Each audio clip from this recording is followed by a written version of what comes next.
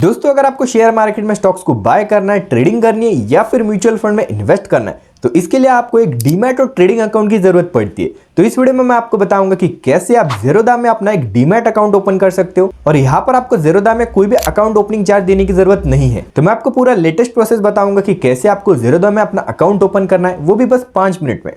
तो सबसे पहले दोस्तों आपको zerodha.com गूगल पर सर्च कर लेना है या फिर इसका लिंक मैं नीचे डिस्क्रिप्शन में भी मेंशन कर दूंगा। फिर यहाँ पर आपको कुछ इस तरीके से इंटरफेस दिखाएगा। यहाँ पर आपको नीचे ऑप्शन दिखाएगा साइन अप फॉर फ्री, इस पर आपको क्लिक करना है। फिर यहाँ पर आपको अपना मोबाइल नंबर डाल देना है और कंटिन्यू पर क्लिक करना है। फिर आपके मोबाइल नंबर पर एक ओटीपी आएगा, ओटीपी डालकर यहाँ पर आपको कंटिन्यू पर क्लिक करना है। उसके बाद यहाँ पर आपको अपनी ईमेल आईडी डालनी पड़ेगी। यहाँ पर आपको ऑप्शन दिखाएगा कंटिन्यू विद गूगल, इस पर आप क्लिक करोगे तो आपके मोबाइल में जितनी भी ईमेल आईडी होगी यहाँ पर वो दिखा देगा। जो भी ईमेल आईडी आपको सिलेक्ट करनी है वो सिलेक्ट कर लेना है। फिर यहाँ पर आपको अपनी पैन कार्ड डिटेल्स डालनी होगी। यहाँ पर ऊपर आपको अपना पैन कार्ड नंबर डाल लेना है और नीचे आपको डेट ऑफ बर्थ डाल लेनी है और कंटिन्यू पर क्लिक करना है। अब यहाँ पर आपको सेगमेंट चूज करने का ऑप्शन दिखाएगा। यहाँ पर आपको एक चीज ध्यान देनी है कि अगर आप सिर्फ स्टॉक्स को बाय करना चाहते हो या फिर सिर्फ म्यूचुअल फंड में इन्वेस्ट करना चाहते हो तो यहाँ पर आपको कुछ भी सिलेक्ट करने की जरूरत नहीं है। लेकिन अगर आप यहाँ पर फ्यूचर्स एंड ऑप्शंस में ट्रेडिंग करना चाहते हो या कमोडिटी में तो यहाँ पर आपको फ्यूचर्स एंड ऑप्शंस और कमोडिटी को सिलेक्ट कर लेना है। फिर वहाँ पर आपको आगे अपनी 6 मंथ की बैंक स्टेटमेंट देनी होगी फ्यूचर एंड ऑप्शंस को एक्टिवेट करने के लिए। तो यहाँ पर अभी हम सिर्फ इक्विटी और म्यूचुअल फंड करना चाहते हैं तो यहाँ पर हम नीचे स्क्रॉल करेंगे। यहाँ पर आपको टर्म्स एंड कंडीशंस को एक्सेप्ट कर लेना है और फिर कंटिन्यू पर क्लिक करना है। फिर यहाँ पर आपको अपनी आधार केवाईसी करनी पड़ेगी। उसके लिए यहाँ पर आपको कंटिन्यू टू डिजी लॉकर पर क्लिक करना है। उसके बाद यहाँ पर आपको अपना आधार नंबर डाल लेना है और यहाँ पर आपको कैप्चा दिखाएगा, सेम कैप्चा आपको इस बॉक्स में डाल देना और नेक्स्ट पर क्लिक करना है। फिर आपके आधार नंबर पर जो भी मोबाइल नंबर लिंक होगा उस पर एक ओटीपी आएगा,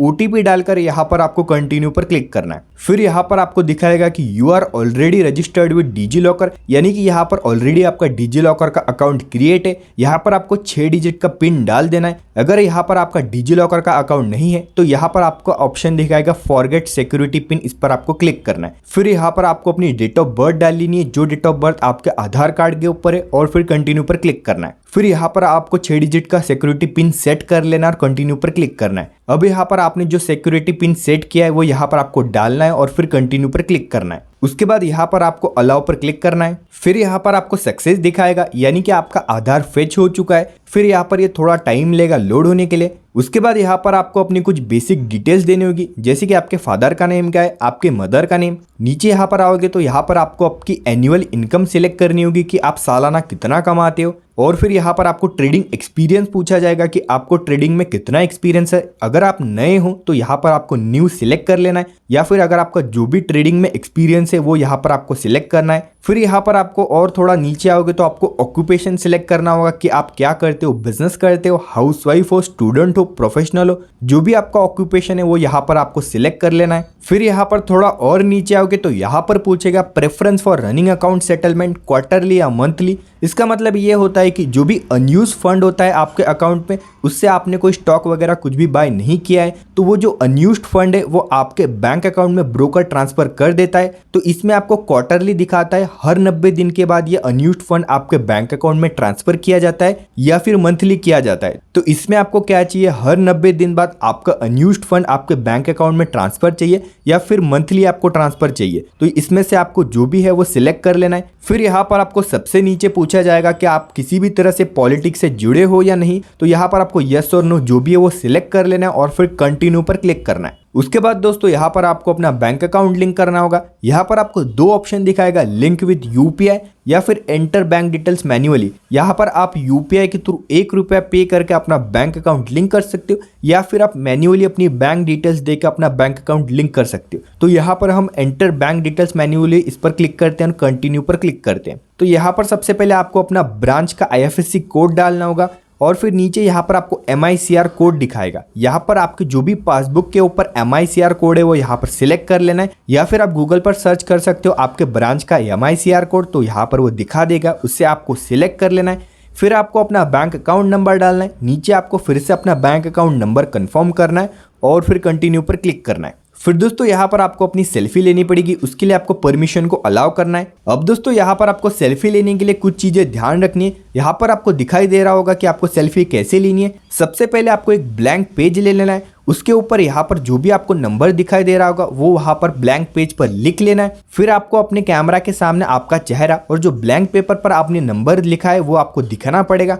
और यहाँ पर आपको एक चीज़ ध्यान रखनी है कि आपका चेहरा और जो नंबर आपने लिखा है वो क्लियर दिखना चाहिए और फिर आपको सेल्फी खींच लेनी है। उसके बाद दोस्तों यहाँ पर आपको सिग्नेचर करने का ऑप्शन आएगा। यहाँ पर आपको ऑप्शन दिखाएगा अपलोड, इस पर आपको क्लिक करना है और फिर कंटिन्यू पर क्लिक करना है। फिर यहाँ पर आपको इस ब्लैंक एरिया में साइन करना पड़ेगा। अगर आपकी साइन यहाँ पर गलत हो जाती है तो यहाँ पर आपको ऑप्शन दिखाएगा इरेज, इस पर आपको क्लिक करना है और फिर से साइन करना है। साइन करने के बाद यहाँ पर आपको डन पर क्लिक करना है। उसके बाद यहाँ पर आपको नॉमिनी ऐड करने का ऑप्शन आएगा। यहाँ पर आप 3 नॉमिनी ऐड कर सकते हो। अगर यहाँ पर खुदा ना खास्ता आपको कुछ हो जाता है तो यहाँ पर जो अकाउंट का एक्सिस है, जो भी नॉमिनी आपने सिलेक्ट किया है उसको चला जाएगा, तो इसीलिए यहाँ पर नॉमिनी ऐड करना जरूरी है। तो यहाँ पर आपको ऐड नॉमिनी पर क्लिक करना है। फिर यहाँ पर आपको नॉमिनी का पूरा नाम डाल देना है और डेट ऑफ बर्थ डाल देने है और नॉमिनी का ईमेल यहाँ पर आपको डाल देना है और नॉमिनी का मोबाइल नंबर भी डाल देना है। फिर यहाँ पर नीचे आपको पूछेगा परसेंटेज ऑफ शेयर। अगर आप एक से ज़्यादा नॉमिनी ऐड करते हो तो यहाँ पर हर नॉमिनी को कितना परसेंटेज मिलेगा आपके शेयर्स का, तो यहाँ पर वो सिलेक्ट कर लेना है और फिर नीचे आपको चूज कर लेना है कि नॉमिनी आपके क्या लगते हैं।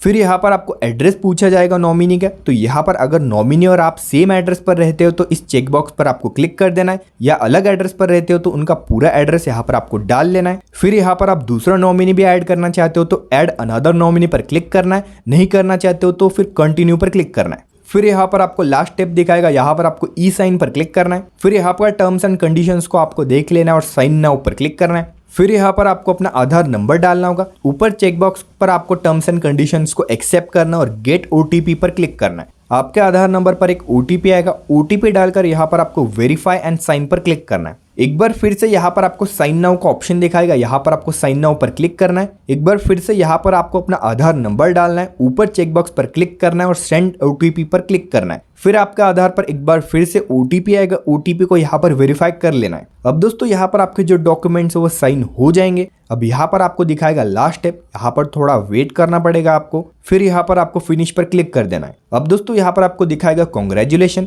यानी कि हमारा जो अकाउंट ओपनिंग प्रोसेस है वो पूरा हो चुका है। यहाँ पर आपको दिखाएगा कि 24 घंटे के अंदर अंदर हमारा जो अकाउंट है वो एक्टिवेट हो जाता है। हमने जो भी केवाईसी की है वो अप्रूव हो जाती है। यहाँ पर आपको आपकी ज़ेरोदा आईडी दिखाएगा, तो यहाँ पर आप इस आईडी के थ्रू लॉगिन कर सकते हो। अगर दोस्तों आपको अकाउंट ओपनिंग में कोई भी प्रॉब्लम आती है, कोई भी दिक्कत होती है तो नीचे आप ज़रूर से कमेंट करके पूछ सकते हो।